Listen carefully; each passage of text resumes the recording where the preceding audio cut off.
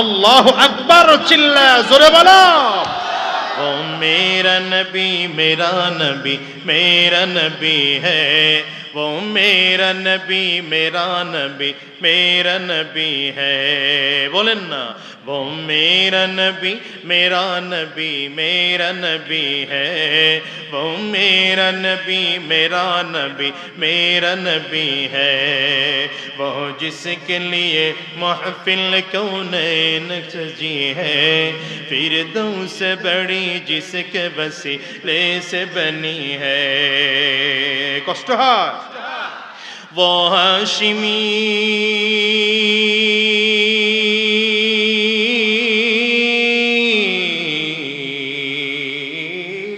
वो हाशिमी मक्की मदनी युल अरबी है, वो मेरा नबी मेरा नबी मेरा नबी है, बोलें बोलें बोलें। वो मेरा नबी मेरा नबी मेरा नबी है, वो मेरा नबी मेरा नबी मेरा नबी है। अल्लाह का फरमान अलम नशरह लक सदरक मंसूब है जी से वरफअना लक ज़िक्रक। अल्लाहु अकबर, जोरे बोलो। दुनियार मुसलमान पैगम्बर আরবি কুরআনুল কারীমে আমার আল্লাহ তাআলা 25 জন নবীর নাম নিয়েছেন, সবাইকে আল্লাহ তাআলা নাম ধরে ধরে ডেকেছেন, কিন্তু আল্লাহ তাআলা কোরআনে আমার নবীকে নাম ধরে ডাকেন নাই। আদম আলাইহিস সালামকে কোরআনে আল্লাহ ডেকেছেন ইয়া আদম বলে, ইব্রাহিম আলাইহিস সালামকে কোরআনে আল্লাহ ডেকেছেন ইয়া ইব্রাহিম বলে, ইসমাঈল আলাইহিস সালামকে আল্লাহ তাআলা কোরআনে নাম ধরে ডেকেছেন, আইয়ুব আলাইহিস সালামকে কোরআনে আল্লাহ তাআলা নাম ধরে ডেকেছেন, দাউদ আলাইহিস সালামকে আল্লাহ তাআলা কোরআনে নাম ধরে ডেকেছেন, ইসমাঈল আলাইহিস সালামকে কোরআনে আল্লাহ নাম ধরে ডেকেছেন, মুসা আলাইহিস সালামকে কোরআনে নাম ধরে ডেকেছেন, ঈসা আলাইহিস সালামকে আল্লাহ তাআলা কোরআনে নাম ধরে ডেকেছেন, কিন্তু না, আমার নবীকে আল্লাহ তাআলা কোরআনের কোথাও নাম ধরে ডাকেননি। ডেকেছেন তো আলাদা উপাধি দিয়ে, তাহা বলে ডেকেছেন, ইয়াসিন বলে ডেকেছেন, ইয়া আইয়ুহাল মুজাম্মিল বলে ডেকেছেন, ইয়া আইয়ুহাল মুদ্দাসসির বলে ডেকেছেন। নবীজিকে আল্লাহ তাআলা কথা বলবেন নবীজির সাথে, তো আল্লাহ তাআলা চমৎকার করে, কত চমৎকার করে আল্লাহ বলেন আলম নাশরাহ লাকা সাদরাক ওয়া ওয়াদা'না আনকা বিজরাক আল্লাযী আনকাযা যাহরাক। নবীজিকে আল্লাহ তাআলা সান্তনা দেন, তো আল্লাহ তাআলা বলেন ওয়া রাফা'না লাকা যিকরাক, পুরনো স্মৃতি আল্লাহ আমার নবীকে স্মরণ করিয়ে দেন, তো আল্লাহ তাআলা বলেন আলম ইয়াজিদকা ইয়াতীমান ফাআওয়া ওয়া ওয়াজাদাকা দাল্লান ফাহাদা ওয়া ওয়াজাদাকা আইলান ফাআগনা। আরে দুনিয়ার মুসলমানেরা, রাসূলুল্লাহ সাল্লাল্লাহু আলাইহি ওয়াসাল্লামকে আল্লাহ তাআলা এত সম্মান করে নবীজির নামটা কোরআনে মুহাম্মদ বলে না ডেকে বন্ধুর উপাধি, গোটা পৃথিবীতে আমার নবী ভুলে গেছে। দেখছেন ওয়াজের মূল পয়েন্ট ভুলে গেছে। গোটা পৃথিবীতে আমার নবী তখন একা মাত্র এই আম্মাজান খাদিজা রাদিয়াল্লাহু আনহা মাত্র কালিমা পড়ে মুসলমান হয়েছেন। বলেন আমার নবীর উম্মত মাত্র একজন হয়েছেন, তিনি কে? আম্মাজান খাদিজা। আম্মাজান খাদিজার নবীজি নবুয়ত প্রাপ্তির আগেই বড় অবদান ছিল, বড় কষ্ট ছিল। কোথায় মক্কা আর কোথায় গারে হেরা। সেই গারে হেরা জমিন থেকে প্রায় 2100 ফিট উপরে একা একা হেঁটে হেঁটে হেঁটে হেঁটে মহিলা মানুষ নবীজির জন্য প্রতিদিন খানা পৌঁছায় দিয়ে আসতো। আল্লাহু আকবার। আবু বকর সিদ্দিক রাদিয়াল্লাহু আনহু ছিলেন নবীজির সবথেকে কাছের, কিন্তু আবু বকর সিদ্দিক রাদিয়াল্লাহু আনহু সেদিন মক্কায় ছিলেন না। হিজরতে কোন কাজে, ব্যবসায়ী কাজে বের হয়েছিলেন। পরের দিন ফিরেছেন। আবু বকর সিদ্দিক রাদিয়াল্লাহু আনহু নবীজির সামনে এসে দাঁড়ালেন। আমার নবীজি ডাক দিয়া বলে, আবু বকর, আমি তো নবুয়ত প্রাপ্ত হলাম। আবু বকর সিদ্দিক রাদিয়াল্লাহু আনহু, আবু বকর সিদ্দিক রাদিয়াল্লাহু আনহু নবীজির দিকে তাকায় আছেন। নবীজিও আবু বকর সিদ্দিক রাদিয়াল্লাহু আনহুর দিকে তাকায় আছেন। আপনারা জানেন সকল সাহাবীরা নবীজিকে পরীক্ষা নিরীক্ষা করেছে, প্রশ্ন করেছে, তারপরে কালিমা পড়ে মুসলমান হয়েছেন। কিন্তু আবু বকর সিদ্দিক রাদিয়াল্লাহু আনহু কোনো প্রশ্ন করেন নাই। প্রশ্ন ছাড়া নবীজির হাতে হাত দিয়ে কালিমা পড়ে মুসলমান হয়েছে। আজকে আবু বকর সিদ্দিক নবীজির দিকে তাকিয়ে আছেন, নবীজি আবু বকর সিদ্দিক রাদিয়াল্লাহু আনহুর দিকে তাকিয়ে আছেন। হঠাৎ করে নবীজি ডাক দেয়, আবু বকর একটু মনে করো তো 18 বছর আগের কথা। কত বছর আগের কথা? 18 বছর না, আরো বেশি হবে, 22 বছর আগের কথা। নবীজির বয়স যখন 18, নবীজির বয়স কত? আল্লাহু আকবার। আবু বকর সিদ্দিক রাদিয়াল্লাহু আনহু আর আমার নবী তখনকার সময় একবার সফরে রওনা করেছিলেন, ব্যবসায়ী কোন সফরে, রাত্রি যাপন করার জন্য দুজন একই তাঁবুর মধ্যে ঘুমানো। এই রাত্রিবেলা আবু বকর সিদ্দিক রাদিয়াল্লাহু আনহু স্বপ্ন দেখতেছেন, যিনি আখিরি জামানার পয়গম্বর হবে তার এই কিছু গুণ থাকবে, যিনি আখিরি জামানার হাতে হাত দিয়ে পুরুষদের মধ্যে প্রথম মুসলমান হবেন, নবীজির প্রধান সহকারী হবেন, তার এই কিছু গুণ থাকবে। আবু বকর সিদ্দিক রাদিয়াল্লাহু আনহু স্বপ্নের বিষয়টা মিলায় দেখেন, এই গুণের সাথে আমার মিল আছে আর মুহাম্মাদের মিল আছে। তাইলে নবী কি আর প্রধান সহকারী কি? চিন্তা করতেছেন মনে মনে, বলেন নাই কারো কাছে। আজকে 22 বছর পরে রাসূলুল্লাহ সাল্লাল্লাহু আলাইহি ওয়াসাল্লাম এমনকি নবীর কাছেও তখনও বলেন নাই। আজকে নবীজি ডাক দেয়, আবু বকর ওই যে স্বপ্ন দেখছিলা, স্বপ্নের তোমাকে যেই গুণাবলী দেখানো হয়েছিল সেই গুণের গুণান্বিত আমি নবী মুহাম্মদুর রাসূলুল্লাহ। কোন কথা নাই, আবু বকর হাত বাড়িয়ে দিয়েছেন, হুজুর কালিমা পড়ায়া দেন, মুসলমান হয়ে যাব। পড়েন লা ইলাহা ইল্লাল্লাহু মুহাম্মাদুর রাসূলুল্লাহ, আশহাদু আল্লা ইলাহা ইল্লাল্লাহু ওয়া আশহাদু আন্না মুহাম্মাদান আবদুহু ওয়া রাসূলুহু। আবু বকর সিদ্দিক রাদিয়াল্লাহু আনহু কালিমা পড়ে মুসলমান হয়ে গেলেন। আবু বকর সিদ্দিক রাদিয়াল্লাহু আনহু কালিমা পড়ে মুসলমান হওয়ার পরে রাসূলুল্লাহ সাল্লাল্লাহু আলাইহি ওয়াসাল্লামের দ্বীনের উপরে টিকে থাকতে গিয়া নিজের বাড়ি ঘর টাকা পয়সা ব্যবসা বাণিজ্য ধীরে ধীরে ধীরে ধীরে সব দিনের রাস্তায় দান করে করে করে করে এবার আবু বকর সিদ্দিক একমাত্র গরীব। মদিনায় আবু বকর সিদ্দিক যখন হাঁটতেন নবীজির সামনে মাঝে মাঝে ছালার চট দিয়ে জামা বানাইতেন, মাথার পাগড়িটাও ছালার চট দিয়ে বানাইতেন। একদিন আমার নবী আবু বকর সিদ্দিক রাদিয়াল্লাহু আনহুর দিকে তাকিয়ে চোখের পানিগুলো ফেলে ফেলে কান্না করে। এই আবু বকর তো সেই আবু বকর যে আবু বকর মক্কার বাজারে সব থেকে বড় ব্যবসায়ী ছিল। আজকে আবু বকর এত গরীব, আবু বকর আজকে ছালার চট পড়ে পড়ে ঘুরতেছে। নবী আমার ডেকে বলেন, আবু বকর এত সম্পদ ছিল তোমার, মক্কার বাজারে সব থেকে দামি কাপড় দিয়ে তুমি জামা বানাইতা, মক্কার বড় বড় ব্যবসায়ীরা তোমাকে দিয়ে পরামর্শ নিয়ে নিয়ে তারপরে ব্যবসা বাণিজ্য করত, কিন্তু আজকে এত কেন গরিব? আবু বকর বলেন, পয়গম্বর আমার কাছে তিনটা জিনিস সব থেকে প্রিয়, এই কারণে ধীরে ধীরে ধীরে ধীরে আমি গরিব হয়ে গিয়েছি। তবে আফসোস নাই, গরিব হলেও আমি আমার নবীকে পাইলাম। আবু বকর বলেন, তিনটা জিনিস আমার কাছে দুনিয়ার মধ্যে সব থেকে প্রিয়, কারণ এর আগে আমার নবীজি নিজেই বলেছেন, হুব্বিবা ইলাইয়া মিন দুনিয়াকুম সালাস, গোটা দুনিয়ার মধ্য থেকে আমি নবীর কাছে তিনটা জিনিস সব থেকে প্রিয়। এর মধ্যে এক নম্বর প্রিয় আত্মীব, সুগন্ধি আমি আবু বকরের কাছে সবচেয়ে, আমি নবীর কাছে সব থেকে প্রিয়। দ্বিতীয় নম্বর রাসূলুল্লাহ সাল্লাল্লাহু আলাইহি ওয়াসাল্লাম বলেন, ওয়ান্নিসা, মহিলা জাতি আমি নবীর কাছে বড় প্রিয়। তিন নম্বর পয়গম্বর আরবি বলেন, জুইলাত কুররাতু আইনি ফিস সালাহ, নামাজের মধ্যে আমি নবীর চোখের শীতলতা খুঁজে পাই।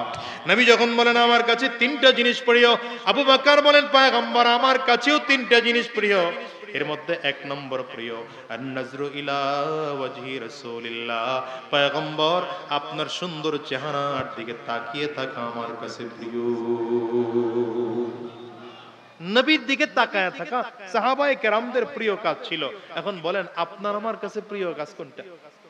নবী তো নাই, সাহাবীও নাই, তাবিঈন নাই, তাবে তাবিঈনও নাই, আইম্মা মুজতাহিদিন নাই, উলামায়ে মুতাকাদ্দিমিনও নাই, মুতাআখিরিনও নাই। আব্দুল্লাহ ইবনে আব্বাস রাদিয়াল্লাহু আনহু বলেন, নবী যখন পাইবা না, নবীর ওয়ারিস উলামায়ে কেরামদেরকে পাইলে তার চেহারার দিকে তাকায়া মনে করবা নবীর চেহারার দিকে তাকাইলা। নবীর চেহারার দিকে তাকাইলাম কেমনে, ওই যে নবীর সাথে চেহারার মিল আছে। নবী যেমন দাড়ি ছিল, আলেমের মুখে তেমন দাড়ি আছে। নবীর মাথায় যেমন টুপি ছিল, আলেমের মুখে তেমন টুপি আছে। নবীর যেমন সুন্নতি পোশাক ছিল, আলেমের মুখেও আলেমের শরীরেও সুন্নতি পোশাক আছে। নবী যেমন করে খানা খায়, আলেম তেমন করে খানা খায়। নবী যেমন করে কথা বলেন, আলেমও তেমন করে কথা বলেন। নবী যেমন করে চলতেন, হক্কানি উলামায়ে কেরামরাও তেমন করে চলতেন। এই জন্য আবু বকর সিদ্দিকের কাছে প্রিয় হলো নবীজির চেহারার দিকে তাকিয়ে থাকা। আমরা নবী পাবো না, কিন্তু উলামায়ে কেরামদের দিকে দেখলে অন্তত মুহাব্বতের নজরে তাকাবো। তো আমাদের দেশের কিছু মানুষ আছে, আলেম দেখলে মৌলবাদ মৌলবাদ মনে হয় করতেছে। এরা আবার বলে মৌলবাদীদের অভয়ারণ্য যেন না হয়, এই বিষয়ে খুব সচেতন থাকতে হবে। কি কথা কন না কেন? কোন আলেম দেখলে, দিনদার দেখলে যদি কারো চেহারার মধ্যে সামান্য পরিমাণ বিদ্বেষ তৈরি হয়, মনে রাখবেন আপনার ঈমানে ভেজাল আছে। কিসে ভেজাল আছে? হযরত সুমামা রাদিয়াল্লাহু আনহু নামের একজন ব্যক্তি, সাহাবায়ে কেরাম তাকে অ্যারেস্ট করে নিয়ে আসছেন মক্কায়।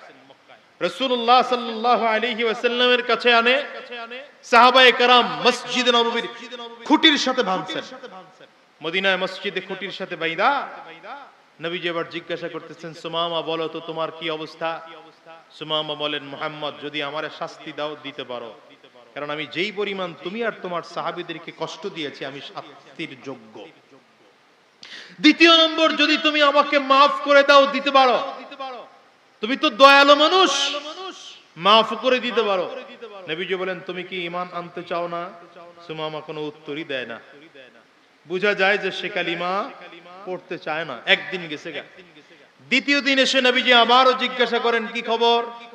উত্তরই একই। তৃতীয় দিন নবীজি এসে জিজ্ঞাসা করলেন, খবর কি? সুমামার উত্তরই একটাই। নবীজি সাহাবায়ে কেরামদেরকে বললেন, রশিটা ছেড়ে দাও। বান ছেড়ে দেওয়া হলো। সুমামা মসজিদ থেকে বের হয়ে একটু দূরে গিয়া সুন্দর করে চমৎকার করে একটা কূপের পাড়ে দাঁড়ায় গোসল করছে। গোসল করে পাক পবিত্র হয়ে আবার মসজিদে নববীর দিকে ফিরে আসতেছে। সাহাবায়ে কেরাম তাকায় দেখে, আশ্চর্য ব্যাপার, যেই লোকটারে এতক্ষণ বেঁধে রাখলাম সেই লোকটারে ছেড়ে দেওয়ার পরে এখন আবার গোসল করে আসতেছে, এসে খুব মুহাব্বতের সাথে নবীজির সামনে বসে পড়ছে। হয় নাই সুবহানাল্লাহ, হয় নাই, আরো জোরে সুবহানাল্লাহ। নবীজির হাতে হাত বাড়ায়া দিয়া বলেন, মুহাম্মদ কালিমা পড়ায়া দাও, মুসলমান হয়ে যাও। সুমামা কালিমা পড়ে মুসলমান হয়ে এবার নবীজিকে বলেন, মুহাম্মদ কিছুক্ষণ আগে আমার কাছে তিনটা জিনিস ছিল পৃথিবীর মধ্যে সবথেকে অপছন্দের, আর এখন পৃথিবীর মধ্যে এই তিনটা জিনিস হয়েছে আমার সব থেকে বেশি পছন্দের। এক নম্বর, মুহাম্মদ তোমার চেহারা ছিল আমার কাছে পৃথিবীর সব থেকে ঘৃণিত চেহারা, কিন্তু ঈমান আনার পরে দেখলাম তোমার চেহারা আমার কাছে সব থেকে প্রিয় চেহারা। এত সুন্দর চেহারা, এত প্রিয় চেহারা, এত মুহাব্বতের চেহারা আমি আর কোথাও দেখি নাই। দ্বিতীয় নম্বর, মুহাম্মদ তোমার শহর ছিল আমার কাছে সব থেকে ঘৃণার শহর, কিন্তু এখন মনে হলো তোমার শহর আমার কাছে সব থেকে মুহাব্বতের শহর। তিন নম্বর, তোমার ধর্ম ছিল আমার কাছে সব থেকে ঘৃণিত ধর্ম, এখন আমার কাছে মনে হলো তোমার ধর্ম আমার কাছে সব থেকে প্রিয় ধর্ম। তাইলে আলেমদের চেহারা যদি দেখলে কারো ঘৃণা আসে, কারো মেজাজ গরম হয়, মৌলবাদ গন্ধ আসে, জঙ্গি গন্ধ আসে, মনে করতে হবে ঈমানের মধ্যে ঝামেলা আছে। আরো জোরে চিল্লায় বলেন ঠিক না ঠিক? মুসলমান বন্ধুরা আমার, এই জন্য পয়গম্বরে আরবির দিকে তাকায় আবু বকর সিদ্দিক বলেন, এক নম্বর প্রিয় আন-নজরু ইলা ওয়াজহি রাসূলিল্লাহ, পয়গম্বর আপনার সুন্দর চেহারার দিকে তাকিয়ে থাকা আমি আবু বকরের কাছে সব থেকে প্রিয়। দ্বিতীয় নম্বর, ইনফাকু মালি আলা রাসূলিল্লাহ, আবু বকর সিদ্দিক বলেন পয়গম্বর আমার কাছে দ্বিতীয় নম্বর প্রিয়। আপনার সুন্দর চেহারার দিকে তাকিয়ে থাকা প্রথম প্রিয়। দ্বিতীয় নম্বর, আপনার জন্য আমার সব সম্পদগুলো খরচ করা আমার কাছে প্রিয়। তিন নম্বর, পয়গম্বর আমার একটা বাচ্চা মেয়ে আছে, নাম তার আয়েশা, মাত্র 6 বছর বয়স। আমার খুব মনটায় চায় আমার এই আয়েশাকে আপনার কাছে বিয়ে দেব। নবী আমার কোনো কথা বলেন না, চুপ করে আছেন, হ্যাঁ বলেন না, না বলেন না। হঠাৎ করে আবু বকর সিদ্দিক রাদিয়াল্লাহু আনহু নবীজির চেহারার দিকে তাকিয়ে আছেন। আমার নবী হ্যাঁ বললেও সমস্যা, না বললেও সমস্যা। নবীজি যদি হ্যাঁ বলেন তাইলে অল্প বয়সে আম্মাজান আয়েশা সিদ্দিকাকে আমার নবী বিয়ে করতে হয়, যেটা হয়তো আমার নবীর দ্বারা সম্ভব না। আবার যদি ডিরেক্টলি না বলে দেন তাইলে আবু বকর সিদ্দিক রাদিয়াল্লাহু আনহুর মতো প্রিয় মানুষটা কষ্ট পেয়ে যায়। নবীজিও বসা আছেন, আবু বকর সিদ্দিক রাদিয়াল্লাহু আনহু বসা আছেন। হঠাৎ করে পয়গম্বর তাকায় দেখেন জিবরাইল আমিন এসে হাজির। রেশমি রুমাল একটা নিয়ে পয়গম্বর আরবের সামনে হাজির হয়ে গেল। রেশমি রুমালটা নবীজির সামনে ধরে ডাক দেয়, পয়গম্বর এই রেশমি রুমালটা আল্লাহ তাআলা আপনার কাছে দিয়ে পাঠাইছেন, এর মধ্যে নাকি একটা মেয়ের ছবি আছে।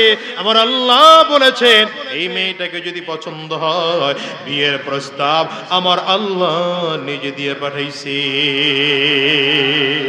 রাহমাতুল লিল আলামিন আবু বকর সিদ্দিক রাদিয়াল্লাহু আনহুকে ডেকে বলেন, আবু বকর এইবার তোমার মেয়েটা ছোট না বড়, সুন্দর না অসুন্দর, সুন্দর না কালো, দেখার কোনো প্রয়োজন নাই, আমি নবী বিয়ে করার জন্য তৈয়ার।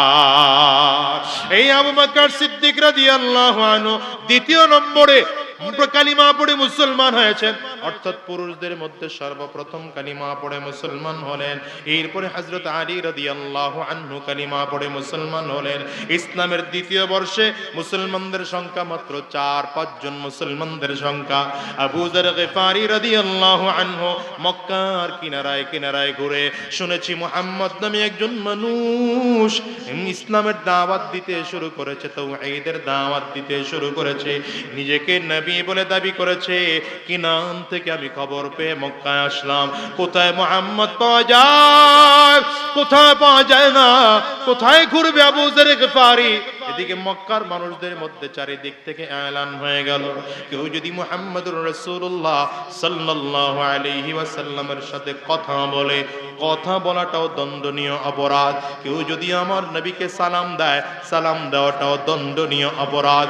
এমনকি আমার নবী কোথায় আছে বাহিরের কোনো মানুষকে যদি এই কথা বলে দেয়, এই কথা বলাটাও দণ্ডনীয় অপরাধ। বাহিরের কোনো মানুষ আসলে মক্কার মানুষ তখন কথা পর্যন্ত বলতো না। আবু যর গিফারি কি নাম থেকে বনু গিফার গোত্র থেকে একা একা মক্কার জমিনে এসে বাইতুল্লাহর সামনে হেলান লাগায় বড় শ্রান্ত শরীর নিয়ে বসা। আলী রাদিয়াল্লাহু আনহু সন্ধ্যার সময় রাস্তার সামনে দিয়ে হেঁটে যায়, দূর থেকে একজন মানুষকে দেখে ডাক দেয়, এ ভাই কিছু খেয়েছো নাকি? আবু যর গিফারি ইশারা করে বললেন, না আমি কিছুই খাই নাই।